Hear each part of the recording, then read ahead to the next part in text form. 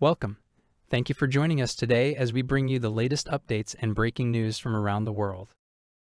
In the wake of recent collisions between Filipino and Chinese vessels in the disputed South China Sea, U.S. President Joe Biden issued a stern warning to China, declaring that the United States stands ready to defend the Philippines in the event of an attack. The president's declaration underscores the firm commitment of the United States to its allies in the region and is the most robust statement on the matter in recent times. Tensions escalated in the South China Sea following two separate incidents involving Filipino and Chinese vessels. The Philippines has consistently challenged China's territorial claims in these disputed waters, even going so far as to physically obstruct Chinese activities and inviting the media to document what it views as provocative actions by Beijing. President Biden, in a clear and unambiguous message, stated, "I want to be clear, I want to be very clear, the United States defense commitment to the Philippines is ironclad.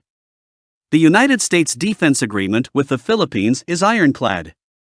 The Mutual Defense Treaty, established in 1951, binds the United States and the Philippines to provide mutual defense in the event of an armed attack." Furthermore, President Biden emphasized, "Any attack on the Filipino aircraft, vessels, or armed forces will invoke our Mutual Defense Treaty with the Philippines." His statement was made during a joint press conference with Australian Prime Minister Anthony Albanese at the White House. China, however, swiftly responded to President Biden's remarks. Chinese Foreign Ministry spokesperson Mao Ning insisted that the United States had no right to intervene in a matter between China and the Philippines. She also cautioned that any actions taken by the United States should not infringe upon China's sovereignty and maritime interests in the South China Sea. The recent incidents that led to this escalation began with a collision between a Chinese Coast Guard ship and a Filipino supply boat inside the Philippines' Exclusive Economic Zone (EEZ). In another separate incident, the Philippines claimed that a Chinese militia boat bumped a Philippine Coast Guard vessel.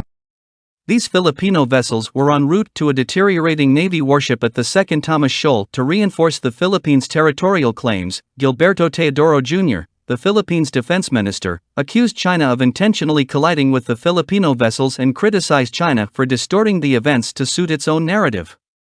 President Biden echoed these accusations, stating that the Chinese vessels had behaved recklessly and unlawfully during the collisions. The Philippines holds strategic importance for the United States as it shares borders with two potential flashpoints in the Pacific, the South China Sea and Taiwan.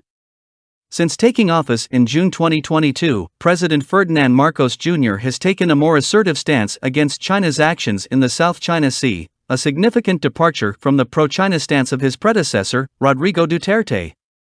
Duterte faced criticism for not doing enough to counter Beijing's aggression in the region and for refusing to invoke Manila's legal victory against China in an international tribunal, which had ruled that China's extensive claims over almost the entire South China Sea were baseless.